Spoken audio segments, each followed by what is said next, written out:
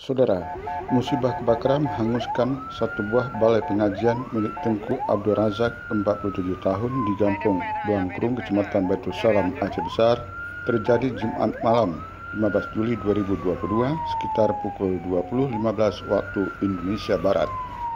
Peristiwa kebakaran itu berdampak pada satu unit balai pengajian konstruksi kayu 6 x 10 meter rusak berat, 3 unit kendaraan roda 2 rusak berat, 1 unit becak barang rusak berat, 1 genset rusak berat, 1 set peralatan sound system rusak berat, serta kitab Al-Quran dan harta benda lainnya hangus terbakar.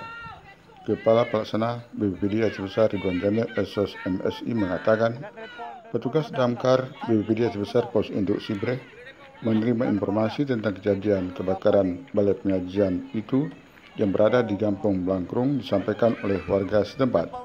Begitu menerima informasi, petugas langsung bergerak ke lokasi kejadian dan melakukan koordinasi dengan pos pemadam terdekat untuk melakukan penanganan kebakaran dengan segera, dikarenakan balai pengajian yang terbakar merupakan area padat penduduk dan rumah saling berdempetan.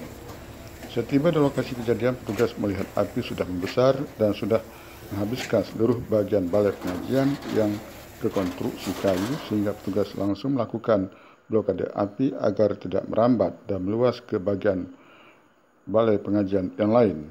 Api begitu cepat menjalar sehingga kitab Al-Quran dan harta benda milik Tengku Abdul Razak tidak dapat diselamatkan. Menurut data yang dihimpun dari warga, kata Ridwan Jamil, balai pengajian Darul Rizki memiliki sekitar 40 orang murid. Untuk penyebab kejadian kebakaran sudah dalam penanganan pihak berwajib Polsek Batu Salam. Petugas piket pemadam di BPBD Aceh Besar Pos Induk Sibreh mengerahkan 3 unit armada pemadam kebakaran ke lokasi kejadian dan dibantu 1 unit armada pos kaju, 1 unit pos dorong, serta juga dibantu 2 unit armada dari DPKP Kota Banda Aceh. Tim Liputan Dinamika Aceh melaporkan.